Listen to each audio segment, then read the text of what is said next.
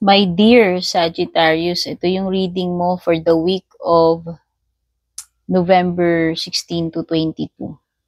Alamin natin ano yung mga mensahe, mga dapat mong malaman, mga possible na paparating sa'yo. But just in case na hindi mo mapanood ito doon sa petsa na binanggit ko, ito ay timeless reading din naman, kagaya ng lahat ng readings ko dito. So kung kailan makarating to sa'yo, maaaring yun yung perfect timing na marinig mo yung mga messages na nandito.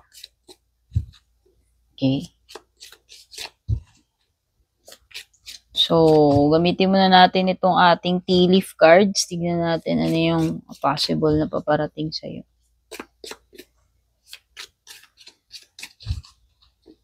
Hindi ko control kung past, present, future energies to sa iba sa inyo, ha? Remember na ito ay general reading lamang. Kunin nyo lang anong tumutugma sa inyo. Maaaring tumugma pagdating sa area ng career, financial, or sa love life mo. Okay?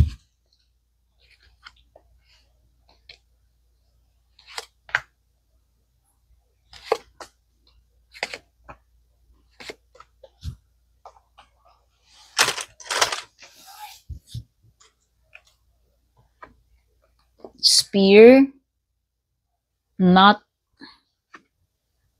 flowers, pig, candle.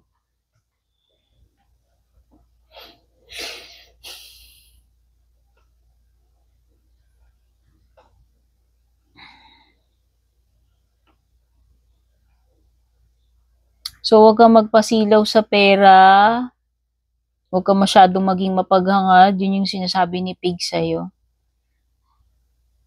Learn to appreciate kung ano lang muna yung meron ngayon. Okay?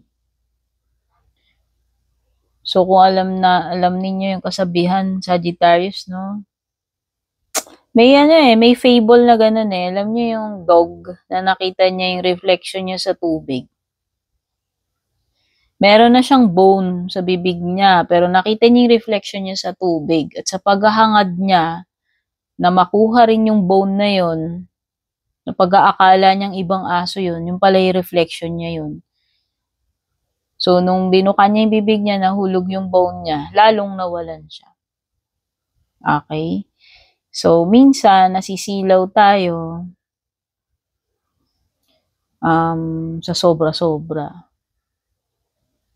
Okay? Beware of greed. Beware of indulgence. Okay? Since pig ito. We all know na yung mga pig maganang kumain, di ba? So, yun. Siguro wag masyadong maging greedy. Wag maging overindulgent. No? Masyadong magpakasasa. No? Ewan ko kung tama yung Tagalog ko sa overindulgent. Okay. So, ito nag-a-apply to in general. No? Parang yung iba, hindi sila nakukontento sa jowa nila. Lalo tuloy nawalan nung naghanap ng iba, hindi na kontento. Example ko lang yun, hindi ko sinabing ganun ka Sagittarius, yun din pumasok sa isip ko na example. Pero maraming ibang bagay yun. So, importante talaga yung yung matuto tayo na makontento.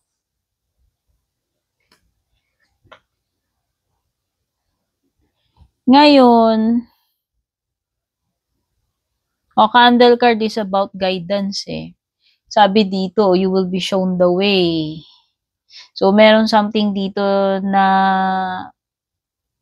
iga-guide ka. Or magiging, makakahanap, maaaring maiga-guide ka towards a path. So, kung hindi pa visible sa'yo yung path na yun, maaaring yun yung mabubuksan dito eh. Maaaring yun yung guidance na ituturo ka sa tamang direction, Sagittarius. Maaaring yun. You will be shown the way daw. No? So, step by step siguro, ikaw ay makaka-receive ng wisdom, guidance, no? Galing sa itaas, sa kung ano man path or next step na kailangan mong gawin, tahakin. Okay? With the flowers card, ito ay card ng happiness. But, meron ka ring spear card. Spear card is parang the Three of Swords. Yung feels niya ba, yung dating niya sa akin. Kasi itong spear is heartache eh. Pero meron ka ring happiness. No? Minsan naman talaga, hindi naman puro happiness lang, hindi rin na. Para sa akin, this is a reminder na hindi porke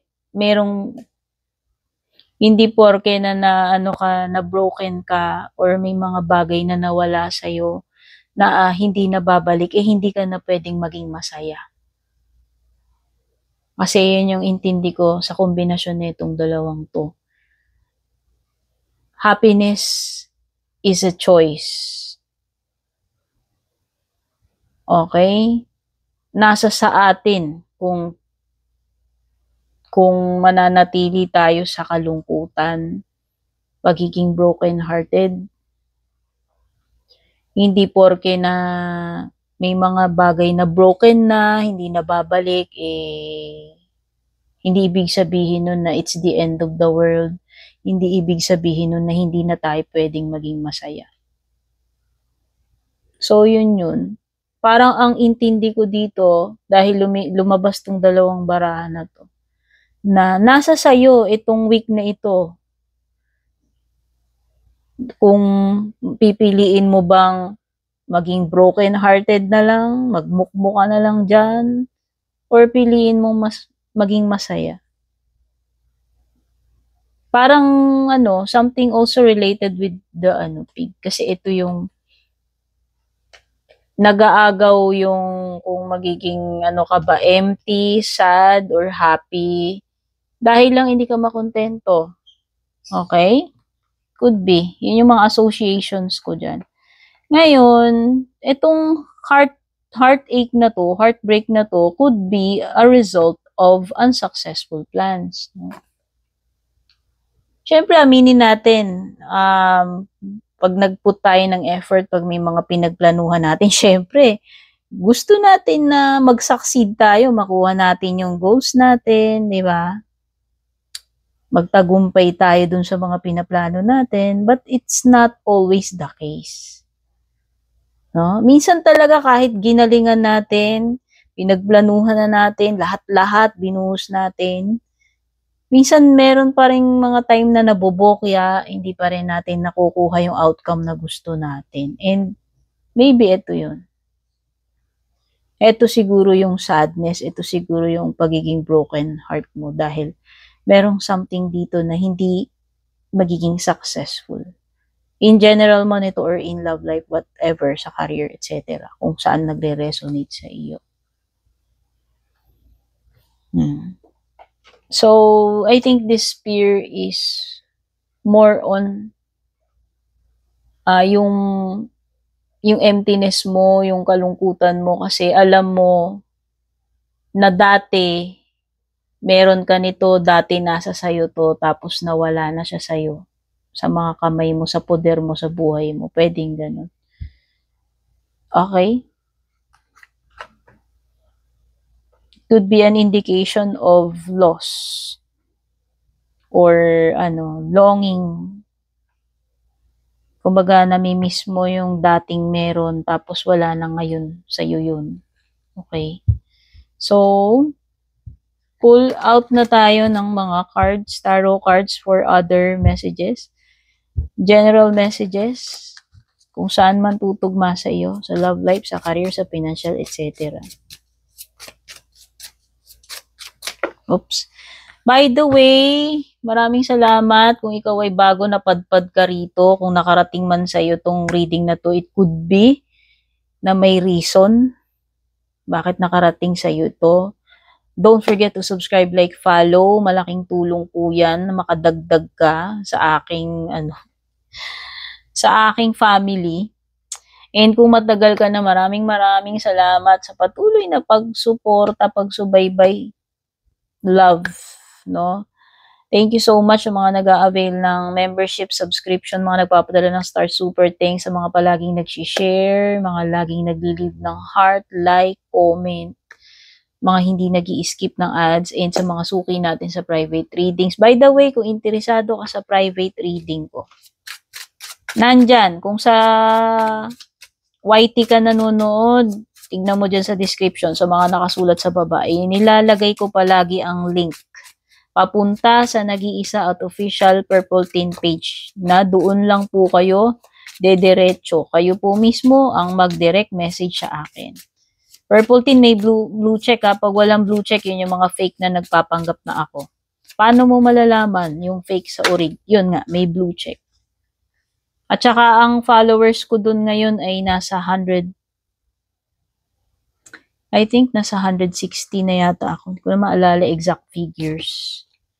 Hindi po ako mag-friend request. Hindi ko po, never ko po kayong padadala ng friend request or i-add friend. Never po akong mauunang mag-message, mag-chat sa inyo para mag-offer, manghingi ng kung ano-ano. Yun yung gawain ng mga impostor na nagpapanggap na ako. Sa lahat po ng platforms yan, ha? Okay? Hindi po ako, kung may mga inquiries kayo, hindi ako sumasagot sa comment section. Kayo po ang mag-PM sa akin.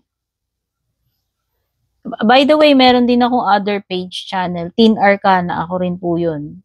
So, sa FB, meron na yun 11K followers. Dito sa YouTube, masyado pang maliit. Hindi ko maalala ko ilan. Okay?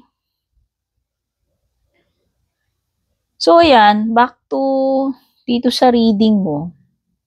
Mga signs na napipick up natin dito, pwedeng may water, Cancer, Scorpio, Pisces, may mga air din, Gemini, Libra, Aquarius energy. Pwede rin may earth. Meron talaga, oh. This could be an ending, a breakup, a separation. This could be something painful. Kasi masakit yan, spear. Tsaka kung titignan mo, sinaksak yung puso rito, ito rin. O baka naman betrayal or loss. Basta, something na devastating, heartbreaking, naganap situation in general or in love life. Kung pagkabigo ito, masakit. Kung breakup, masakit. Siyempre, meron bang breakup na hindi masakit? Okay, kung ano man ito na magbaaring magpapalungkot sa'yo, magbibigay ng mga luha. Oh. Mahirap ito masakit, mahirap pagdaanan, kung ano man yan. Oh. Pero nakikita ko, after netong kalungkutan na to, after netong breakup or loss, or betrayal, is magkakaroon ng something na uusbong dito with the Ace of Cups. It could be renewed hope, it could be healing, it could be a reconciliation after ng ng pain na naranasan mo after ng breakup. Okay, pero this is also a possibility na this is a new connection, a new love. Or a new chapter sa'yo kung hindi man ito about love. Kasi parang ino-offeran ka ng heaven ng another chance, another beginning. By the way, this is also a sign ng maaring meron kang ma-receive na gift. Actually, spiritual gift ito. Meron something dito na it will make you happy. Kasi ito, this is an overflowing of positive energy. It could be overflowing of emotions. It could be overflowing of blessings. Kung nakikita mo yan, the white dove symbolizes the Holy Spirit. It could be a spiritual, it could be spiritual leveling up. It could also mean a spiritual connection, whether ito ay romantic or hindi. Okay? It could be a spiritual path, by the way. With the candle card, it could be a spiritual path. Kaya nga sabi ko, spiritual awakening, spiritual leveling up.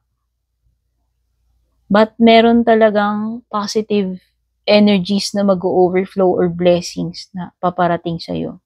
Material man itong blessing na to, hindi. This is something na iniaabot sa iyo, ipinapadala sa iyo. Okay?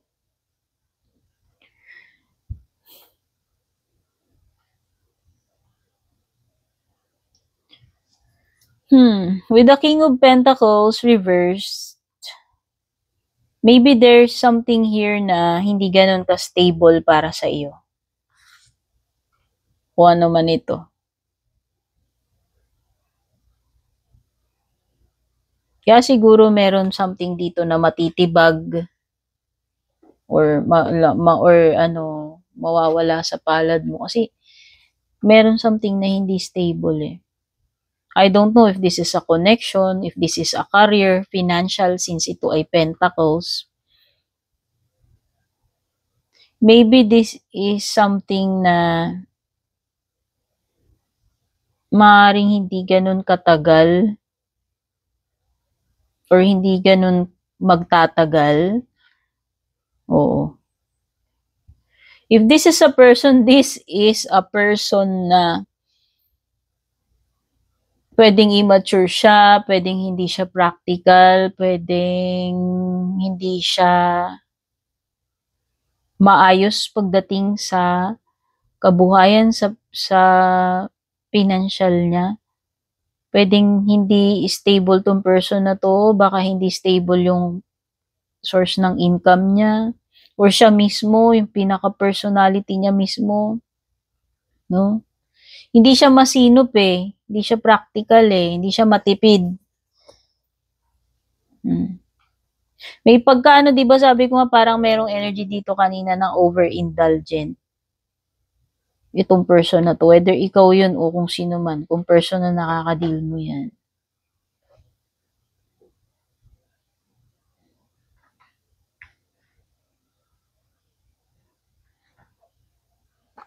Kung ano to, kung person mo to, romantic, sawa mo, ka-connect mo, ka-eme mo, etc. ka-situation mo. Hindi, ano ito eh, hindi siya reliable pagdating sa aspetong pinansyal. So, siguro, maaaring yun ay something na dapat mong i-consider tungkol dito sa tao na to. So, whether ito ay sa romantic encounter, sa person na makaka-deal mo when it comes to money, okay? Mahirap kasama yan, okay? Hindi mo siya maasahan eh, pagdating dun eh. Or hindi siya tamang mag-isip pagdating dun eh.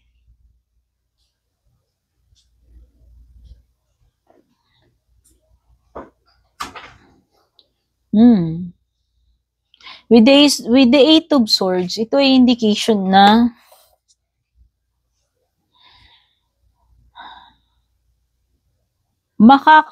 makakaalis ka rito sa situation na to. Tingin ko lang. Kung na-stuck ka man dito sa situation na to, ano ba to? Connection, literal na place, or a situation in general. Nakita ko na, makakahanap ka na rin ng way out finally. Hindi ka na, mafi-free mo na yung sarili mo dito. Yun yung indication nito. And with the Judgment card, maybe itong freedom na to is brought about by the Judgment card, which is Judgment card means an awakening eh. Siguro nga eh, magigising ka na dito eh. And yun yung magiging pinaka susi para maialis mo yung sarili mo dito sa 8 of Swords situation na ito. Okay? Kasi ito ay wake-up call. Kung sa connections yan, pwede rin naman magkaroon ng realizations dito, natauhan na, nagising na sa katotohanan, no? Nahimasmasan eh. Di ba?